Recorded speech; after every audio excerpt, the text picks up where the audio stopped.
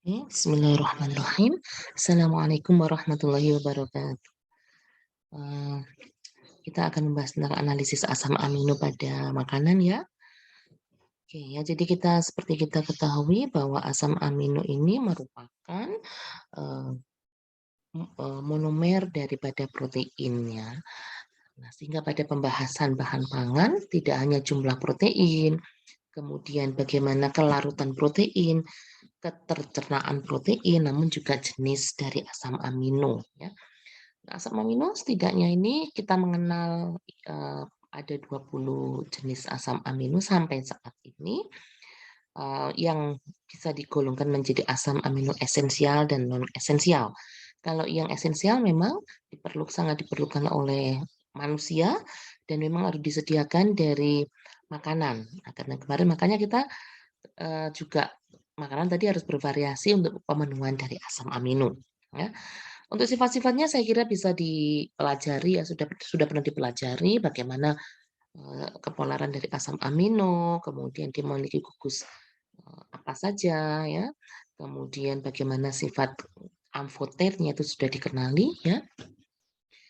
Nah, asam amino di sini memang terdapat pada berbagai macam bahan pangan yang merupakan sumber protein karena memang tadi penyusun daripada protein ini adalah asam amino dengan jenis dan susunan tertentu ya. Nah, asam amino kalau kita lihat kita tinjau di sini bentuknya kalau dalam sediaan sediaan standarnya serbuk dan dia bisa larut sempurna ya, cukup mudah larut pada pelarut-pelarut air ya. Asam amino diperlukan oleh makhluk hidup termasuk manusia sebagai memang penyusun. Nah, jadi beberapa jenis yang memang membutuhkan asam amino ini untuk pertumbuhan, bukan pertumbuhan ya, jadi untuk membentuk sel-sel khusus ya. Ada 8 asam amino esensial yang harus ada pada diet atau makanan sehari-hari ya. Ada isoleusin, leusin, lisin, meoti, metionin, fenilalanine, treonin, triptofan, dan valin. Ya, ini memang kemudian mengapa tadi kita juga harus memperhatikan jenis dari makanan kita ya. Ini fungsi dari asam amino ya, dia juga untuk penting dalam metabolisme, untuk pembentukan hormon, asam nukleat, vitamin, dan juga berperan pada berbagai jenis reaksi-reaksi enzimatis yang ada pada tubuh kita ya.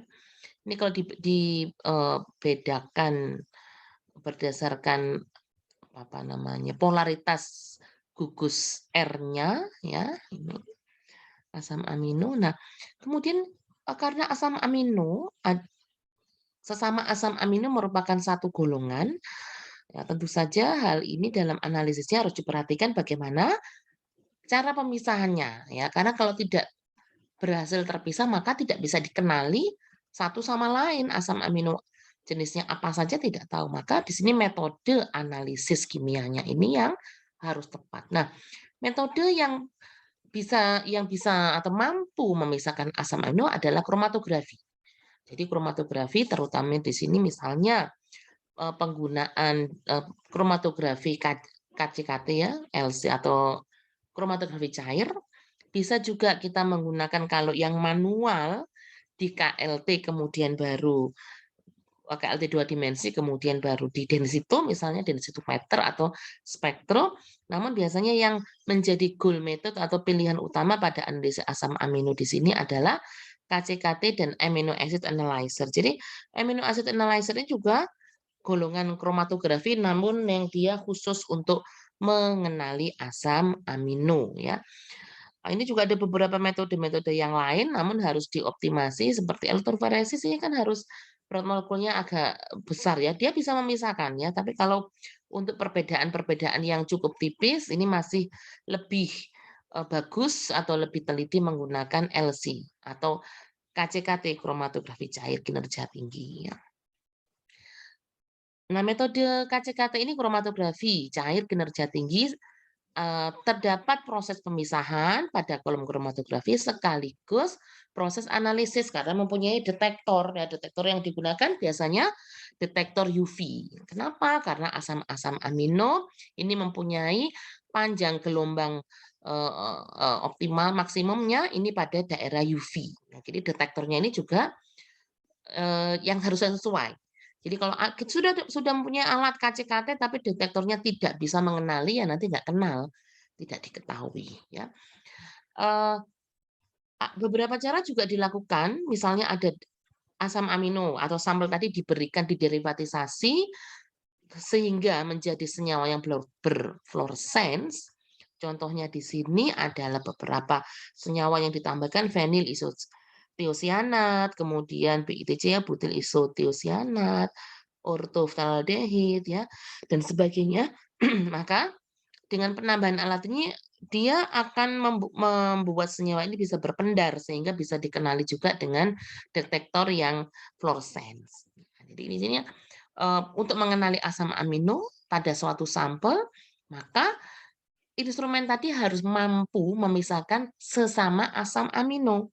Nah, kemudian juga harus ditambahkan detektor yang bisa mengenali asam amino. Ya. Nah, kalau kemudian kita terapkan, ya sampel ini kan kita jarang nih mengkonsumsi asam amino. Ada juga yang makanan-makanan yang mengandung asam amino, tapi yang sebagian besar ini kan masih dalam bentuk proteinnya. Ya, memang tidak menutup kemungkinan, misalnya kalau makanan yang berkuah, yang cair seperti susu atau kaldu sudah ada asam aminonya, ya, atau misalnya beberapa jenis ekstrak dari buah misalnya itu mungkin ada asam aminonya.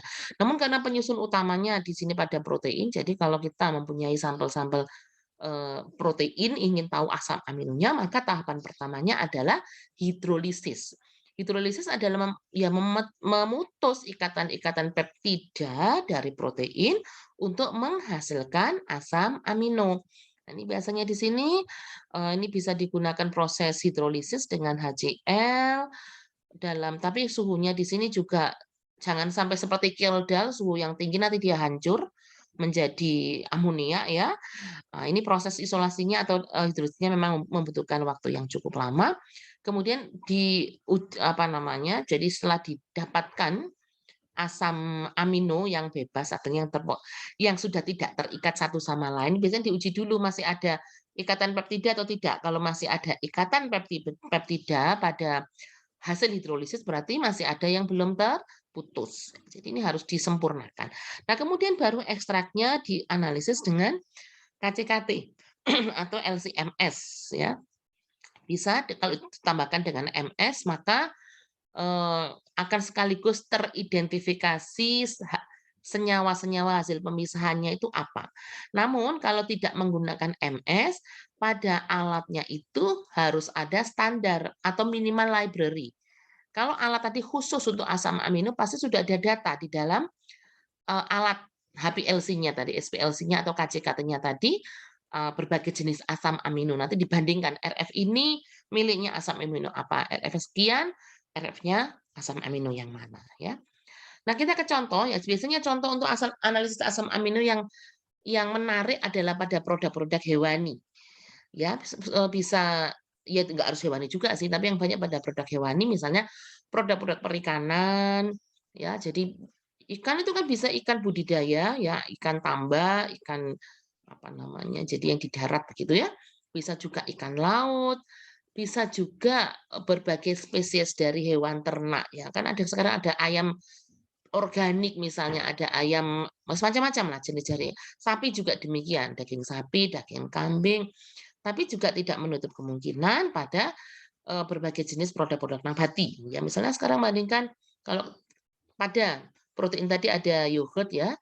Nah, ini juga bisa diuji nih asam amino pada yogurt sapi, yogurt dari kalau nabati misalnya yang umum kan yogurt dari susu sapi dan susu kambing misalnya ya. Kalau yang nabati mungkin dari susu kedelai, dari susu almond, dari kacang tanah dan sebagainya. Itu juga memungkinkan dilanjutkan setelah uji protein, total proteinnya dilanjutkan dengan uji asam amino ya. Ini contoh yang untuk ikan. Jadi ini ceritanya ikan patin ya. Ikan patin ini juga ikan budidaya cukup banyak di masyarakat, cukup murah dan ya mungkin banyak penggemarnya juga ya. Jadi ikan patin di sini pertama pasti akan dilakukan uji total protein. Nah, kemudian dihidrolisis untuk menghasilkan eee, apa namanya, data-data atau untuk menghasilkan asam amino yang kemudian bisa dianalisis ya.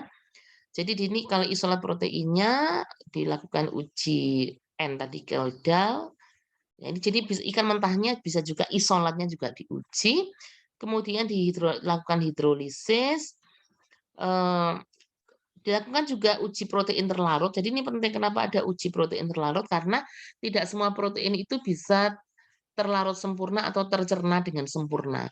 Ya, jadi tidak semuanya memang bisa dicerna dengan baik.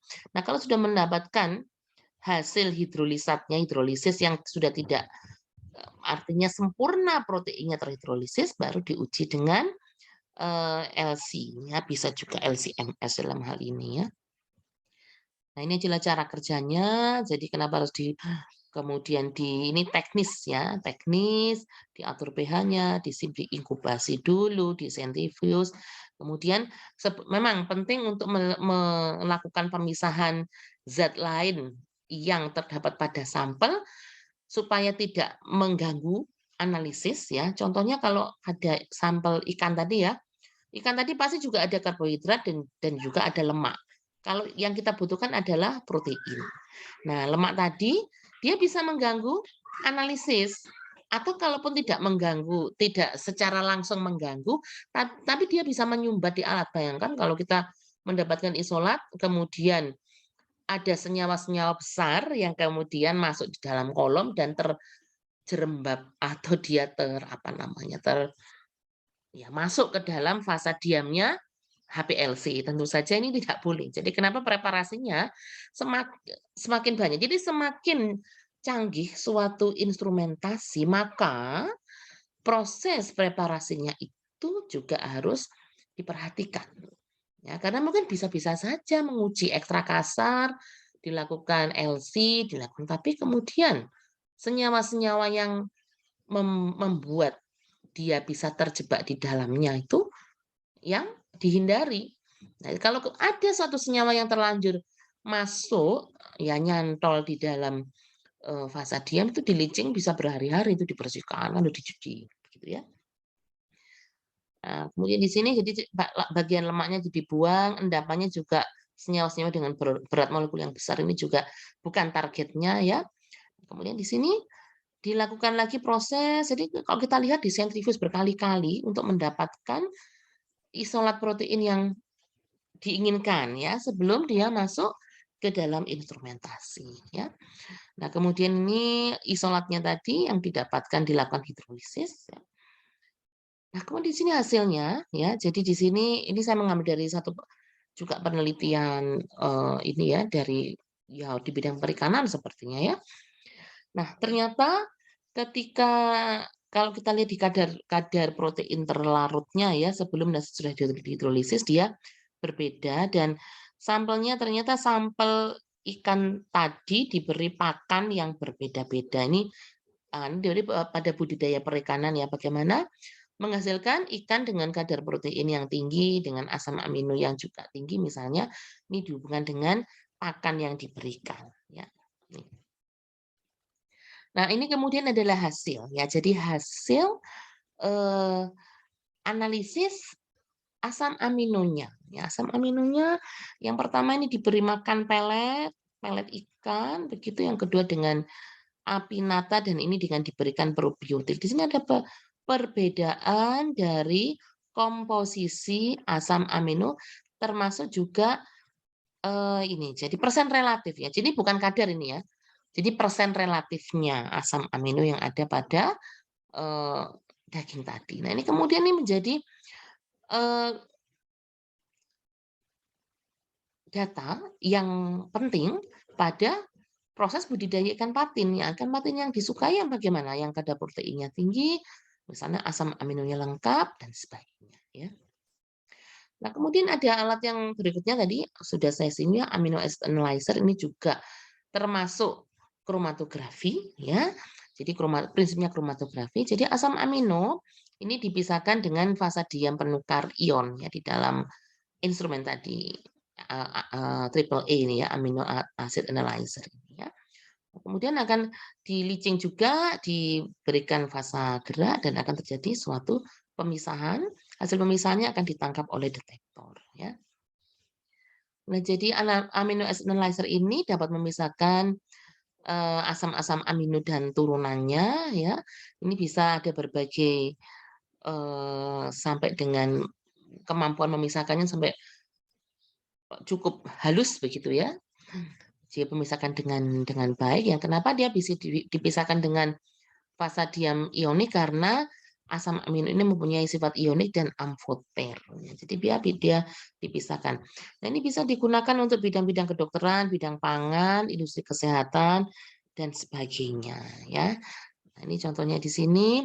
Ini standar dulu ya. Jadi standarnya harus jadi penting kalau misalnya belum ada data, standar dilakukan dulu standar ya. Jadi standar yang dipunyai misalnya asam amino apa, valin, isoleusin, fenilalanin, ini dengan konsentrasi tertentu nanti akan menghasilkan kromatogram, ada TR-nya tahu, ada luasan areanya tahu. Nah, kalau ada luasan areanya, tadi berbeda dengan ikan patin yang belum diketahui ya, kadar asam amino, maka dengan adanya standar ya, itu bisa diketahui nanti berapa kadar dari asam amino yang ada pada sampel. Nah, kemudian ini sampelnya juga kalau protein harus dihidrolisis terlebih dahulu dan diinkubasi sampai memang menghasilkan asam amino.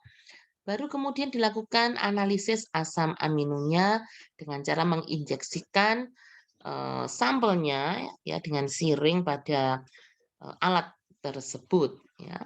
Ya, ini prosesnya, ini ada fasa geraknya, menggunakan larutan penyangga apa, kolom yang digunakan. Ya, ini disesuaikan dengan kondisi di mana dia bisa memisahkan asam-asam amino. Nah, kemudian ini juga menambahkan reagen, yaitu ninhidrin. Kita tahu bahwa ninhidrin ini bisa mengenali asam amino.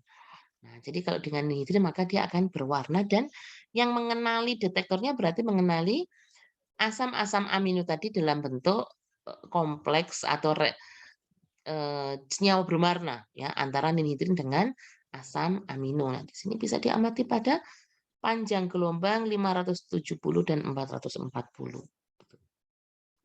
Nah, ini hasilnya ya. Jadi hasil yang diperoleh dari amino acid analyzer tadi. Nah, ini yang pertama ini apa asam aminonya? Sudah karena ini dibandingkan nanti dengan standar ya. Ya ada asparta, trionin ya sampai arginin dan sebagainya. Nah, ini kemampuan dari alat amino acid analyzer ini dia mampu memisahkan antar asam amino ini dengan baik ya karena memang sudah disetting khusus untuk asam amino. Nah, bagaimana untuk pengukuran kuantitatif? Makanya nanti ada standar. Jadi dengan standar-standar tunggal pun ini masih layak. Ya, di sini ada konsentrasinya berapa dengan membandingkan tinggi puncak kromatogram sampel atau contoh dibandingkan dengan standar. Nah, di sini akhirnya sampel tadi akan diketahui ya berapa satuannya misalnya entah itu ppm, entah itu persen tergantung dari standarnya.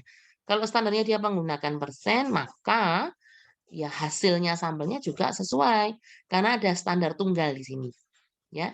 Nah, beda dengan UV, kalau UV biasanya standarnya adalah seri. Kita membuat satu seri larutan, kita buat hubungan antara konsentrasi dengan absorbansi, kemudian ada persamaan Y sama dengan AX plus B, maka pada kromatografi ini yang sering digunakan atau bukan sering ya, masih boleh digunakan standar tunggal. Standar tunggal standar seri tentu saja jauh lebih baik daripada standar tunggal. Tapi ini merupakan salah satu cara untuk mengetahui kadar asam amino pada suatu sampel dengan adanya standar tunggal ya.